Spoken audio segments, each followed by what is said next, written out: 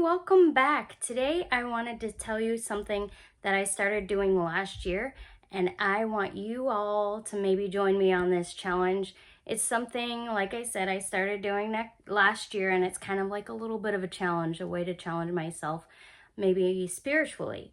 Last year I decided the first half of the year I would read books. It could be, for me, it was theological books. I'm trying to remember what I read last year. I know one of them was Allie Beth Stuckey's book, You're Not Enough and That's Okay. It was a really good book. Highly recommend it. And then I read a couple other ones too that were, I think I read like a Packer book and maybe one or two others. So that was like the first half of the year. And then the second half of the year, I was like, those books are good, but as a Christian, the most important book I should be reading is the Bible, and I should be reading it every year.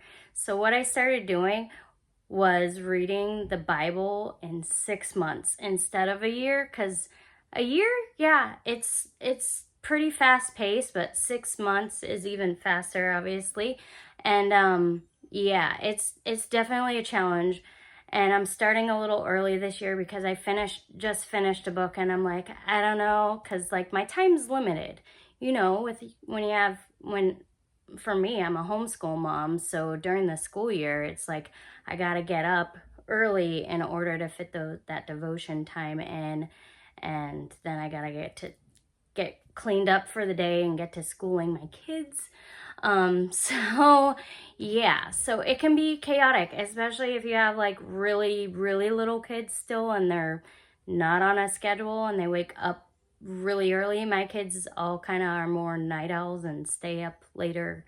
I'm kind of the same way, stay up later and then get up a little later. But I've trained myself in the last few years, because I've been doing not the Bible thing for a few years, but I've been doing like reading in the morning for a few years. I get up, make my husband coffee or tea or whatever before work, heat up a breakfast for him so that he has some protein to fuel the first part of that day before lunch. So it's just something I want to do just to help him out. It's like no big deal.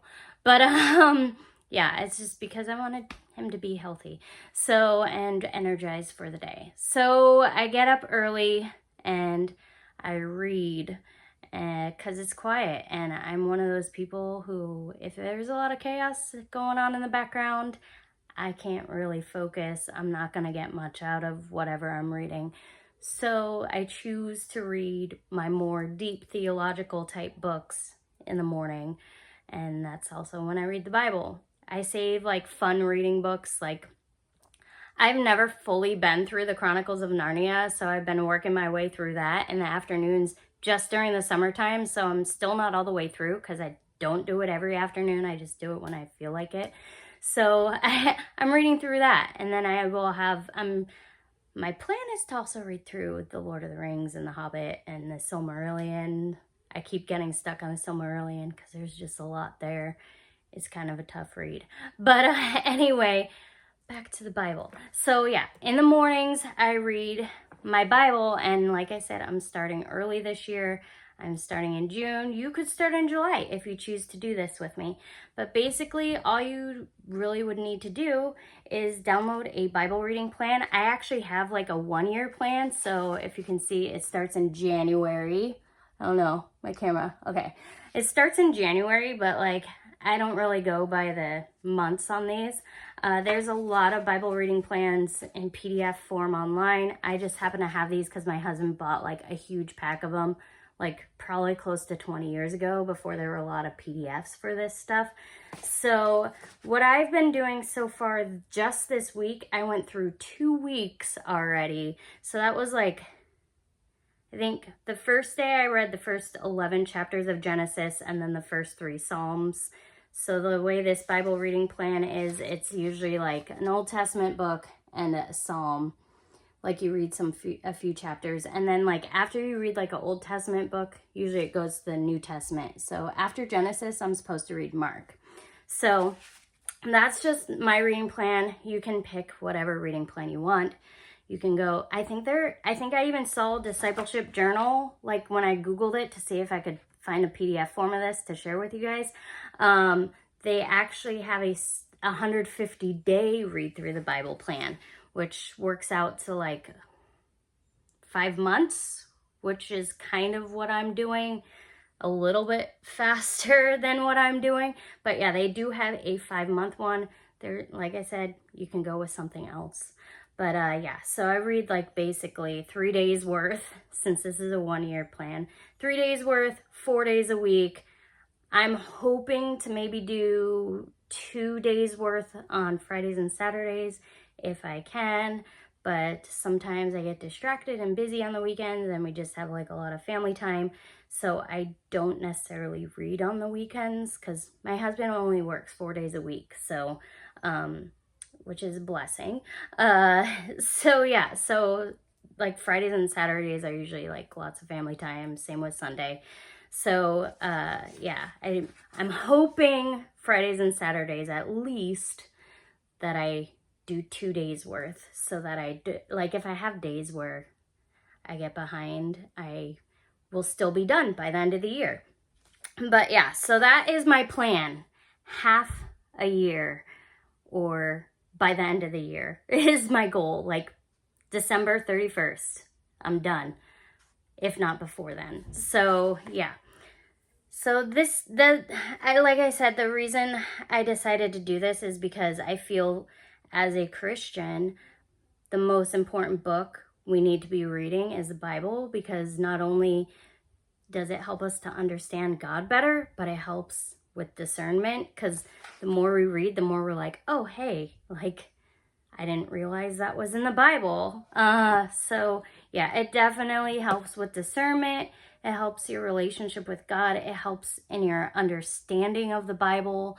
Like, honestly, reading these huge chunks that I've been reading, like, I was like, oh, hey, I didn't realize that event happened directly after this event.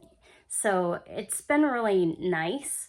So I've been enjoying it. I know there are books that tend to feel a little more dry and are harder to get through. So I'm sort of dreading that in a sense, but I know there's like also meaty stuff mixed in with all that stuff that may seem like, oh, it's another genealogy.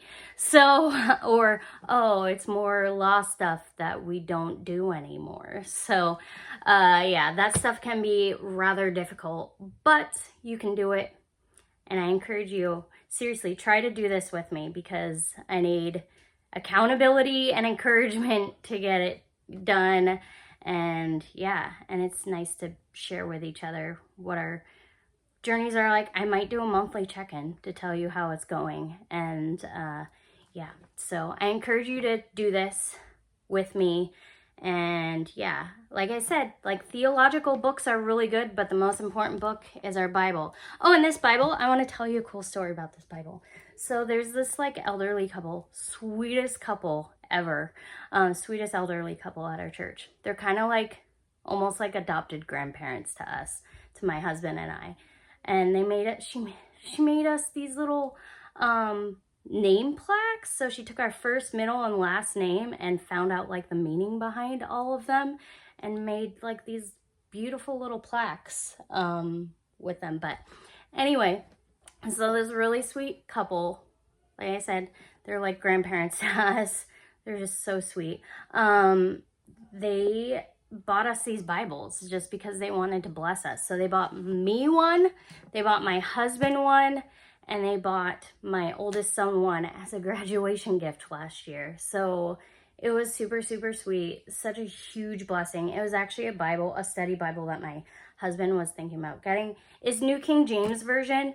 I usually read out of the ESV, but actually I was pleasantly surprised that New King James has a nice flow to it. So I actually really like it. So if you do this challenge with me, you can read out of any translation you want. I prefer ESV and apparently New King James, but I also like New American Standard quite a bit. I grew up with NIV. It's okay. Newer NIV, like older NIV is better, but NIV is not my favorite, but I like, yeah, like I said, ESV, New King James isn't bad. And then New American Standard, also not a bad translation. So yeah, share with me what translation you're choosing if you are going to do this challenge with me, because I think it'll really bless you to read through the Bible in 6 months. If it takes you a little longer, don't get discouraged. This is just something I want to do personally. I know we all have our own challenges in our lives, and life throws us curveballs sometimes. So if it takes a little longer for me, I don't know. Like, I just either got really insanely busy or just like maybe hit a slump and got lazy. But I know, stuff happens when you have a family. Kids get sick, you get sick, vacations happen, and you might not want to bring your Bible on vacation. You might just want to relax and have fun and enjoy your family. So I totally understand life circumstances might make you fall behind, but I encourage you, just keep going. If it takes you more than 6 months, if it takes you more than a year, just get through it, because it is a huge blessing, and I know that it has really helped me the last couple times that I've been doing this. So like, I already feel blessed by it, and I only started this week. So yeah. So anyway, if you want to do this with me, share in the comments. Feel free to subscribe to my channel as well. And yeah, give it a like. I'd love to see people do this with me, because it's encouraging, and yeah, we need accountability. So, all right, that'll do it for me today, and I will see you all next time. Bye.